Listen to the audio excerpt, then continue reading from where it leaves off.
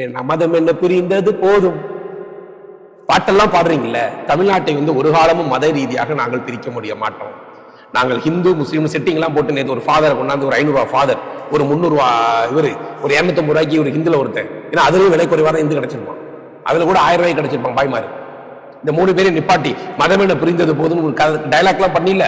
அந்த மதம் என பிரிந்தது எல்லாம் சேர்ந்து கொண்டு தமிழ்நாடு உண்மையிலேயே நீ பேசக்கூடிய திராவிட மாடலாக இருக்குமானால், தமிழ்நாடு உண்மையிலே பெரியார் பேசி வைத்தக்கூடிய மத ரீதியான தூண்டுதலுக்கு பலியாக கூடாத பூமியாக இருக்குமானால், ஒரு பாய்மாரோ ஒரு கிறிஸ்தவனும் ஒரு ஹிந்துவும் சேர்ந்து கொண்டு கார்த்திகை தீபத்தை நாங்கள் ஏற்றுவோம் போடா சார், போயிட்டு நாங்க ஏத்துறோம்டா தீபத்தை, சிஎம் போய் தீபத்தை ஏத்திட்டு பரவாயில்ல இது எங்களுக்கு எந்த மதத்திலும் பிரச்சனை கிடையாது அப்படின்னு சொல்லு.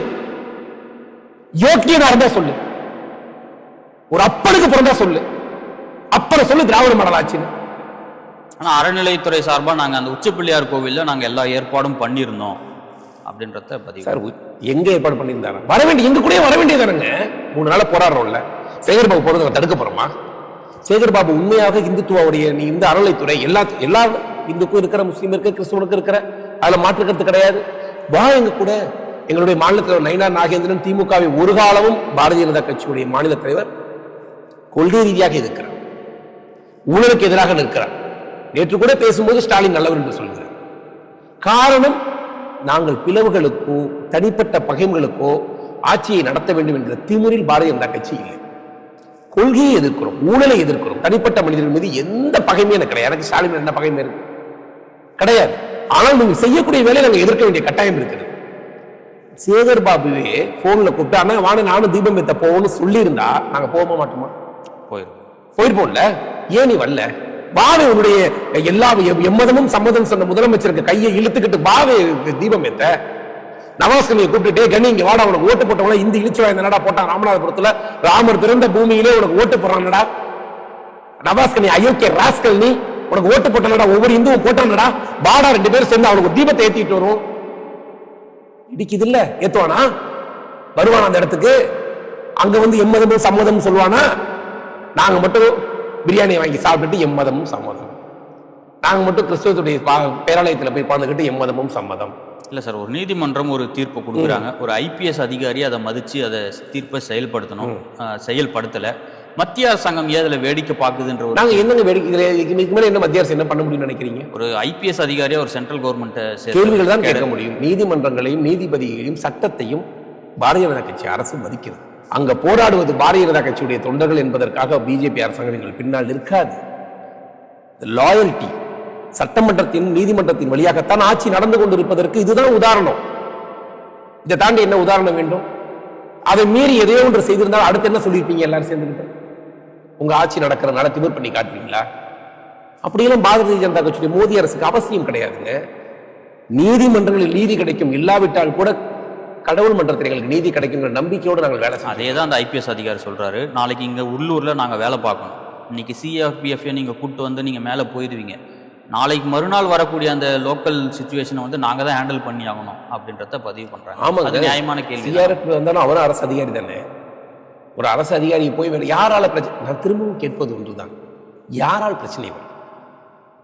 அந்த காவல்துறை அதிகாரியை பார்த்து கேட்கிறேன், திராவிட முன்னேற்ற கழக ஆட்சியை பற்றி கேட்கிறேன். யாரால்? ஏன் கோயில்ல நான் தீபம் ஏத்துறதுக்கு யாரால பிரச்சனை? அந்த யாருங்கிறதுக்கு பதில் சொல்லுங்க. நான் சொல்ல மாட்டேங்கிறாங்க. அந்த யாருங்கிறது யாரு? அப்ப இஸ்லாமிய மக்கள் எங்க கோயில நாங்க தீபம் ஏற்றுவதை எதிர்க்கிறார்களா? நாங்க தீபம் ஏற்ற போராடணும்ல. அந்த தடுத்த ஐபிஎஸ் அதிகாரியுடைய பேரை வச்சுட்டு அதுக்கு ஒரு உண்மை சொல்றேங்க ஐயா. அரசு எப்படியோ அதுதான் செய்ய போறாங்க. ஒன்னு ஐபிஎஸ் அதிகாரிலாம் தமிழ்நாட்டில் என்னங்க காரியம் சாதிச்சிட்டாங்க? இங்க இருக்கக்கூடிய ஐபிஎஸ் அதிகாரிகள் எல்லாம் ஒரு அதிகாரிகளா? அவர்கள் எல்லாம் முதல்ல நியாயத்தின் பின்னால் நிற்கிறார்களா? அவர்கள் எல்லாம் 5வது படிச்ச 6வது படிச்ச கோபாலபுரத்து கொள்ளையர்கள் சொல்லக்கூடிய பேச்சை கேட்கக்கூடிய இடத்துல தான் இருக்கிறாங்க. அவர் ஜோசப்பாக இருந்தா கூட திமுக அரசு போன் பண்ணி ஜோசப் நீ போய் தீபத்தை ஏத்திட்டு வானா போய் ஏத்திட்டு வந்துடுவார். நான் அது ஒரு பெயர், கிறிஸ்துவர் பெயர் வைத்திருக்கிறார் என்பதற்காக அவர் எங்களை எதிர்க்கிறார். ஒரு குல்லா போட்டுக்கொண்டு ஒரு சண்டை போடுகிறார் என்பதற்காக ஒட்டுமொத்த இஸ்லாமிய சமூகமும் பிஜேபிக்கு எதிராக நிற்கிறது என்கிற பேசக்கூடிய முட்டாள்கள் நாங்கள் அல்ல. அந்த பிராக்டிக்கல் அறிவு எங்களுக்கு இருக்கு. ஆட்சி செய்ய தூண்டிடுபவன் யாருங்கிறது தான் முக்கியம். தூண்டிடுவன் வேற தானே செய்ய முடியும். ஸ்டாலின் கூப்பிட்டு ஹோம் மினிஸ்டர் செக்ரட்டரி கூப்பிட்டு, அப்பா அந்த தீபம் ஏற்றுற பிரச்சனை, நீங்கள் தீபம் ஏற்றுருங்க பண்ணா இந்த ஜோசப் வேணான்னு சொல்லுவாரா? மாட்டார்ல. அவரை போய் நம்ம தனிப்பட்ட முறையில் அந்த இடத்துல ஒரு ஹிந்து பழனி முருகன் கூட ஒரு பேரை வச்சுட்டு கூட அவங்க இதை எதிர்க்கலாம். அதெல்லாம் பிராக்டிக்கல். அதெல்லாம் காவல்துறை அதிகாரிகளால் வேற ஒன்றும் செய்ய முடியாது. ஏன்னா ஆட்சிக்கு கட்டுப்பட்டே ஆக வேண்டிய சூழல் இருக்கிறது. இங்க மேலிருந்து இந்த கலவரத்தை யார் எதிர்பார்க்கிறார்கள் என்பதுதான் முக்கியம். அவங்க என்ன எதிர்பார்க்கிறாங்கன்னா, தீபம் ஏற்றுவதை நீதிமன்றம் விட்டுறது, கார்த்திகை தீபத்தன்னைக்கு போய் தீபம் ஏற்றிக்கங்க, முடிஞ்சு போச்சு பிரச்சனை. இப்போ எந்த இஸ்லாமியரும் எதிராக போராடினாங்களா? நீதிமன்றத்தில் தீர்ப்பு வந்துச்சு இல்ல, தீபமே முடிஞ்சு போச்சு. ஆனா நாங்க அந்த இடத்துல தீபம் ஏற்றியே தீர்வும். நாங்க ஏத்தணுங்க, எங்களுடைய தீபம் ஏற்ற நீங்க விடல இல்ல. அப்ப அது எதுக்க கூடாதா? ஒரு ஹிந்து தன்னுடைய உரிமையை கேட்க கூடாதா? ஒரு ஹிந்து பூமியில, ஹிந்துத்துவ ஆட்சி நடக்கக்கூடிய பூமியில, எங்க கோயில்ல எங்க முருகனுக்கு நாங்க ஒரு தீபம் ஏற்றி பார்க்க கூட கூடாதா? உங்க காசுல தீபம் ஏற்ற சொல்றோமா? அரசு விழாவை கொண்டாட சொல்றோமா? நிதி ஒதுக்க சொல்றோமா? ஒரு ஏழை பக்தருக்கு அந்த உரிமை கிடையாதாங்க? நான் என்ன சொல்றேன், நீங்க எப்படி நம்ம பேசுறீங்க? நீங்க ஒரு இஸ்லாமிய மக்களை பாட்டு நீங்கள் குர்ஆன் ஒரு நாள் ஓதுவதற்கு தடை என்று சொன்னால் பொறுத்துக் கொள்வார்களா? மாட்டாங்க. பைபிளை நீங்கள் ஓதக்கூடாது ஒரு நாள், இன்னைக்கு நீங்க செய்யக்கூடாது, பக்கத்துல இந்து கோயில் இருக்கு, நீங்க பைபிளை பேசக்கூடாதுன்னா கேட்பாங்களா? அதற்கெல்லாம் செய்ய துணிச்சல் இல்லாத அந்த திமுக அரசு, இந்துக்களுடைய பெரும்பான்மை வாக்காளர்களாக நாங்கள் இருக்கக்கூடிய எங்களை பலி கொடுக்குறீங்கல்ல, அப்ப நாங்க கோபப்படக்கூடாதா? அவங்க எதிர்த்தது என்னன்னா, அவங்க ரொம்ப பிராக்டிக்கலாகத்தான் இந்த வேலையை செய்தார்கள். இந்துக்களுக்கு கொண்டு போய் தீபத்தை ஏத்திட்டோம்னா, சண்டை போட்டோம்னா நிச்சயமா முஸ்லீமும் சண்டை போடுவாங்க. அப்ப இந்துவும் முஸ்லீமும் இங்க அடிச்சுக்குவான், இந்த பூமியில அடிச்சுக்குவான், ஆட்டோமேட்டிக்கா திமுக வியாபாரம் ஆயிரும் என்றுதான் திட்டமிட்டு இந்த சதியை செய்தார். ஆனால் இஸ்லாமியத்தில் இருக்கக்கூடிய சாதாரண மனிதனுடைய எண்ணம், அவன் கோயில்ல அவன் தீபம் ஏத்துறான், நமக்கு என்னங்கிறதா பெரும்பான்மையான இஸ்லாமிய சமுதாய மக்களுடைய கருத்து. அதான பிராக்டிக்கல். யாரோ நவாஸ்கனி போன்று ஒன்று அரசியல் லாபத்திற்காக சண்டையிடுபவன் இருக்கிறான், அதுல மாற்று கருத்து சொல்லல. அவர்களும் திமுகவால் தூண்டப்படக்கூடியவர்கள் தான். நாளை காலையில் ஸ்டாலின் இந்த பிரச்சனையை தீர்த்து வைக்க முடிவு செய்தால், நவாஸ்கனியும் கூட போய் நீ போய் தீபத்தை ஏத்துறதுக்கு துணைக்கு போயிட்டு பண்ண பிரச்சனை முடிஞ்சிடும்ல. நீ மதுரையை வளர்ச்சி பூமியாக்கு ஐ எம் அக்செப்டட். நீ செய்ய தயாரா இல்லையே கண்ணா? உனக்கு மதுரை அழிய வேண்டும், மதுரையை நாசம் செய்ய வேண்டும். இந்துத்துவத்தை ஒட்டுமொத்தமாக, இந்துத்துவத்துடைய உரிமைகளை பறிப்பதன் மூலமாக இந்துக்கள் தூங்கிக்கிட்டு இருக்கு.